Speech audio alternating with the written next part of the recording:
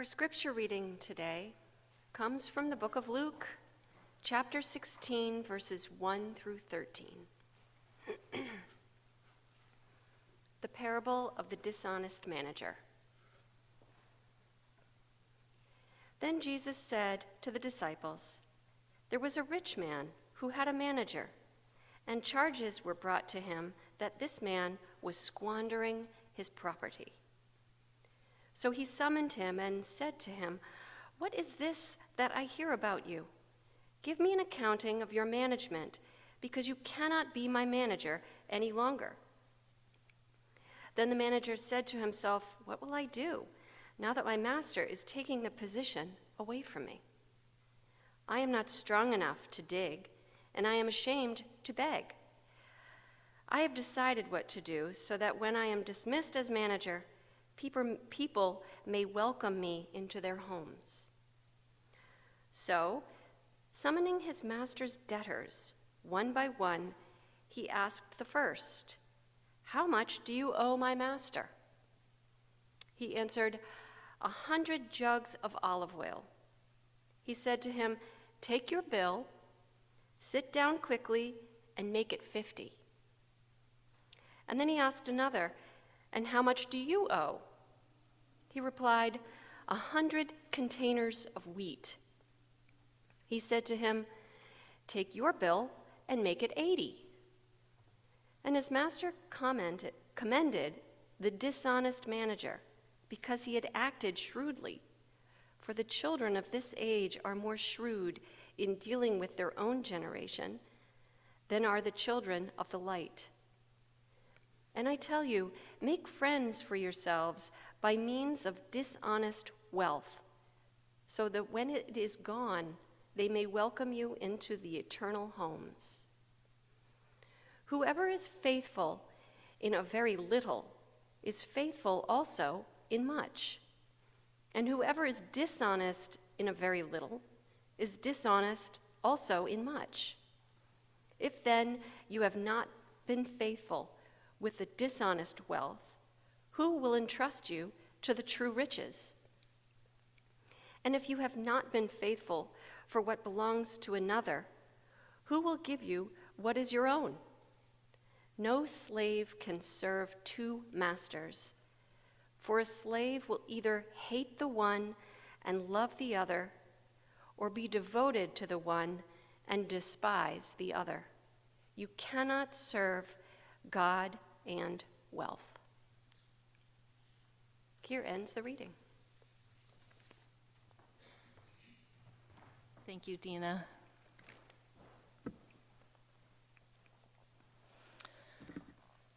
The parable of the dishonest manager. Are you familiar with this one? Over the course of his 3-year ministry, Jesus taught something like 35 to 40 different parables. These deceptively simple, powerful stories he told to help convey truths about God and God's kingdom. Parables are little snapshots of the concepts we find so hard to grasp: generosity without limits, unending forgiveness, a holy yearning for the lost that exceeds all reason. Now, we all know some parables like the backs of our hands, stories like the Good Samaritan and the prodigal son. These we turn to time and time again for their power and their insight. In contrast, the parable of the dishonest manager is one that, well, many of us would never turn to. It's confusing. And when I read it, the story doesn't sound anything like the Jesus I'm looking for. In today's story, Jesus seems to admire the crafty machinations of a self-serving manager, even going so far as to add that, and I quote, "The children of this age are more shrewd in dealing with their own generation than are the children of light."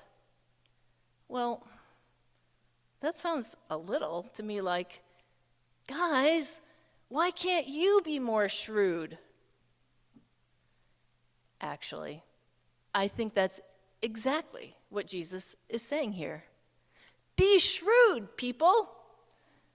And so, what may well be the strangest sermon you hear all year, this morning I'd like to talk about why we should all strive to be more like the dishonest manager.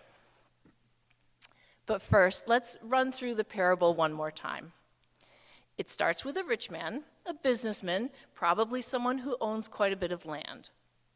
And this businessman has hired a manager to handle his accounts for him. Now, over time, the rich man realizes that, hey, his manager has been reckless with his money.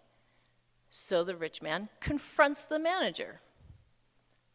And what does the guilty manager do? Well, he doesn't apologize. He doesn't promise to make things right. Instead, the manager immediately assesses his situation. And just like that, he comes up with a crafty plan to get himself out of hot water. This plan will cost his boss even more money, but who cares? This is the sneaky plan. The manager goes to each of the people who have business dealings with his boss. First, he happens to visit the olive oil farmer. He walks in and he says, "Hey, how you doing? How's your business?" And the farmer shakes his head. "Oh, the crops have been really bad. Look, I know I owe your boss hundreds of gallons of oil. I'm going to need a little more time to get it to him." And the manager replies, "It's okay. I like your business and I like you. Here's what I'm going to do. I'm going to cut your debts in half. How's that sound?" Well, the olive oil farmer responds, "Oh, wow.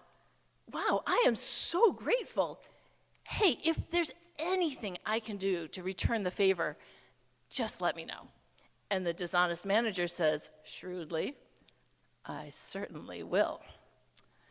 The manager goes to the next person who has business dealings with his former boss, and again, he slyly arranges a quid pro quo. So by the end of the day, the manager has a whole slew of people who feel indebted to him, and they are eager to show their thankfulness to him, not knowing that the dishonest manager didn't have permission to reduce those debts, and not knowing that if the situation called for it, the manager would be just as quick to cheat them. So what happens next in Jesus' parable is confusing. The boss finds out that he's lost yet more money through the manager's new wheelings and dealings. And I just want to point out here that if you started randomly giving away my possessions without my permission, I'd be surprised, and I'd probably be a little more than sore about it. But here, the boss, he doesn't file a lawsuit, and he doesn't punch the manager in the nose. Instead, the boss commends his shrewd dealings. He chuckles and says, well, you are a crafty one, aren't you?" And then, just to make sure we don't miss the boss's response, Jesus adds pointedly, "I tell you, make friends for yourselves by means of dishonest wealth, so that when it's gone, they may welcome you into the eternal homes." Go do what the manager did. Be shrewd. Okay. Is Jesus telling us to be conniving, self-serving, manipulative? How do we make sense of this? Okay, well, which qualities of the dishonest manager, which redeemable qualities of the dishonest manager might be worth emulating? What does Jesus see in him? I've come up with 3.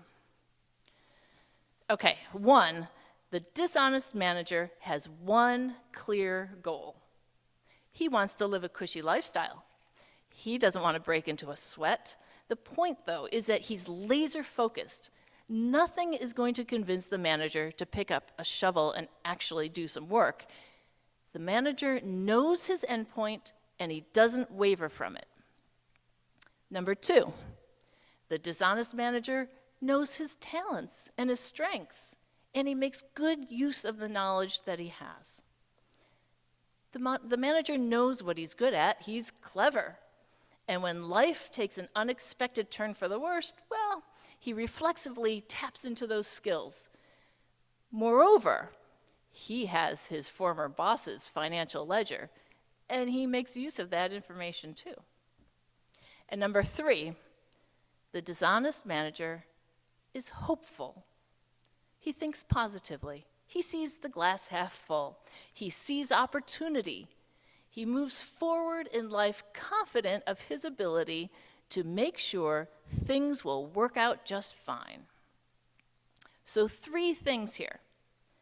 He has a clear goal, he knows his talents and his knowledge and his skills, and he's hopeful. Those are components of being shrewd. Wondering if I was on the right track with this line of thought, I took a quick spin through a website called Bible Hub, and that provides the original Greek, Aramaic, and Hebrew words from the Bible texts. I learned 2 interesting things. First, I learned that the dishonest wealth that Jesus talks about in verse 9, that does not mean we have to go out and rob a bank. The original word was mammona, if I'm pronouncing that correctly. The King James translates it as mammon, and this stems from an Aramaic word for worldly possessions. Your Pew Bibles translate mammon as dishonest. But another way to think about it is the wealth that people worship, the corrupting greed, corrosive love of wealth. And you can contrast that with the spirit-feeding riches of God's kingdom, things like love, compassion, peace, harmony, and justice. Next, I turn to the word shrewd, since that word seems to be the key to this parable. As it turns out, shrewd is translated from the Greek word phronimos, and it is also translated as wise, prudent, sensible. When I went backwards and Googled the Greek word phronimos, this is what AI told me. It says someone is having practical wisdom, good judgment, making discerning and thoughtful decisions with a focus on future outcomes. Phronimos implies a blend of intelligence, moral reasoning that leads to wise choices. An example of this would be someone building their house on a solid foundation. Okay, so Jesus is urging us to be forward-thinking, to be planners, to use our resources, our earthly resources, in ways that will have the greatest impact. And this makes sense. As Jesus travels from town to town in his ministry, he certainly sees the lengths that people will go to acquire money or power or fame. He sees humankind's conspicuous propensity for greed. And we don't have to look far in our nation today to see some glaring examples of this. Jesus points out that, well, if the children of this age are so adept, so clever, so unabashedly self-centered in their attempts for personal success, well, then why don't the children of light approach the way of Christ with that same doggedness and intensity, with gumption, with a shrewd eye toward living fully into God's kingdom? What incredible things might happen if we lived this way? I'm reminded here of the story of Charles Mully. His is a story of epic Christ-centered shrewdness. Now, Charles Mully was born in Kangundo, Kenya in the late 1940s. As a child, he was abandoned by his parents and he grew up begging on the streets. As a teen, he walked to Nairobi where he pleaded for a job as a house servant. About this time in his life, he wandered into a chapel, he listened, and he committed himself to being a Christian. Charles Mully was hardworking, and he was eager, and bit by bit, he worked his way up to a farm assistant, and then as a worker for a road construction company, and eventually he scraped together enough money to buy a vehicle, and he used it as a taxi. He saved that money, and he bought more and more vehicles. He worked long hours, and he had clear goals. He knew his talents. He was hopeful. He was shrewd. So eventually, Mully saved enough money to build a whole transportation company he named Mullyways. And then he leveraged that money to get into the real estate business, and then into the oil and gas business. He got married. They had 8 kids. He bought a lovely modern home. He was extremely wealthy. Charles Mully had made it from the bottom to the top. And then in 1989, he decided to give it all away. While attending a business meeting, Mully caught sight of young children begging on the street. Driving home in his Mercedes that night, he was overcome with grief at their suffering. That was the suffering he had known himself so intimately as a young boy. There on the side of the road, in the middle of the night, Mully had an encounter with God that was so powerful, so convicting, that when he arrived home the next morning, he told his family he was a changed man. Everything was about to change. Charles Mully and his wife began to take in orphans off the street, welcoming them into their home. Soon, that luxury house is too small for the number of children in the house, so Mully builds some dormitories in his backyard, and then he builds some classrooms, and then he hires a teacher.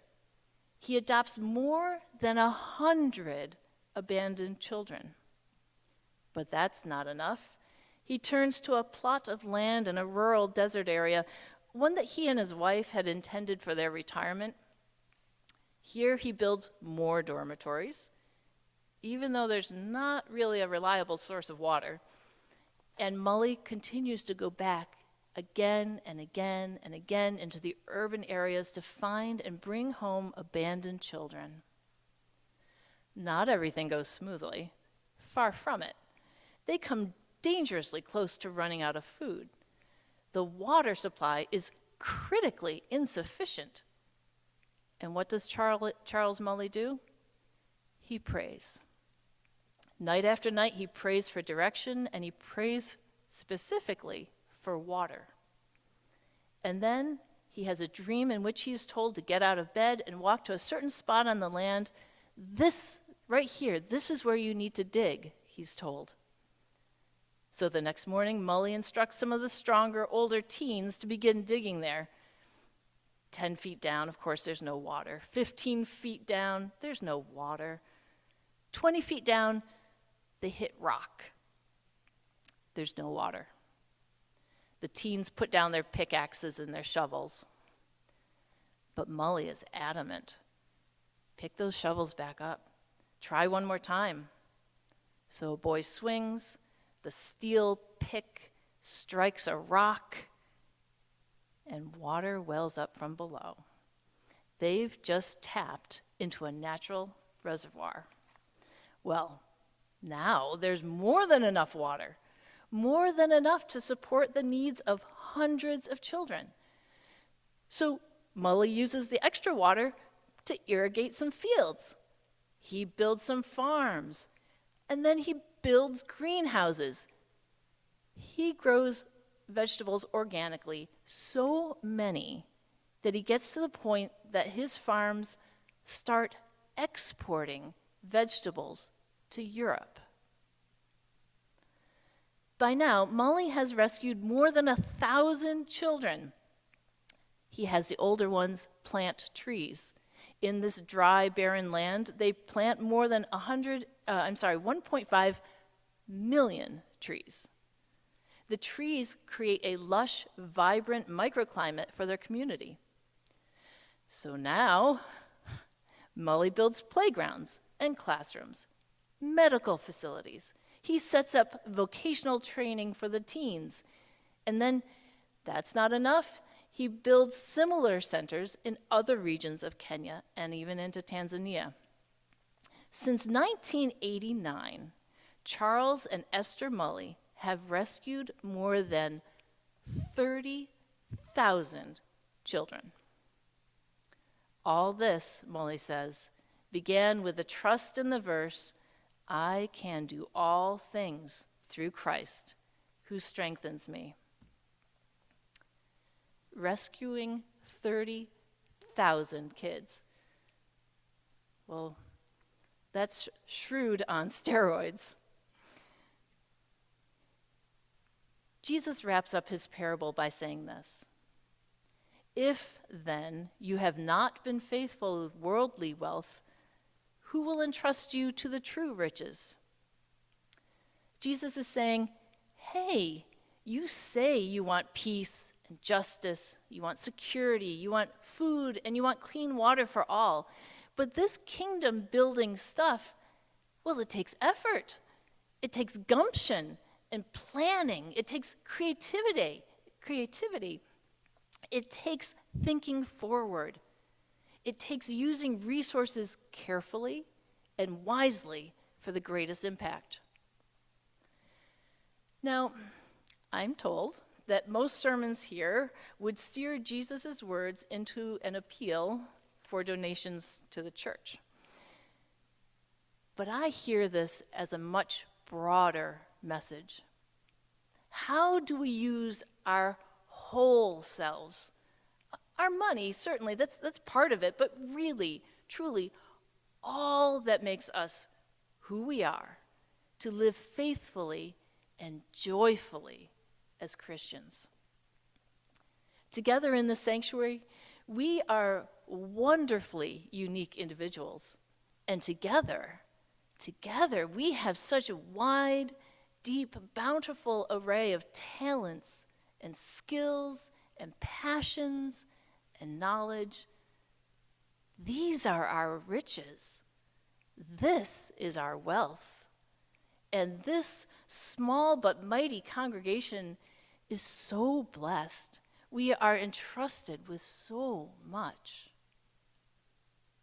This morning, let's affirm each other's gifts and talents. And let's each be confident. Let's be bold in sharing our own. Let's be shrewd, thoughtful, wise, committed, forward-thinking to orient our lives, our whole lives, toward Christ. This morning, you'll see the ushers had handed out a list of the ministries and activities of Old South. Truly, it is astounding what this church does. This week, spend some time with this list. Maybe even pray with this list, not as an obligation, but as discovery, as joy. What on this list makes your heart leap? Which program or ministry tugs at you, beckons you? Is there something you might want to add to this list? God has bestowed all of us with talents and passions. Let your light shine. Jesus says that living into the light takes shrewd commitment, clear goals, sharing our talents and our strengths, and hope. This is a commitment to love. And so, my friends, let us together, be emboldened and invigorated by the Spirit. Let us together use all that we have, all that we are, to be the children of light from this day forward until we are welcomed into the eternal homes. Amen.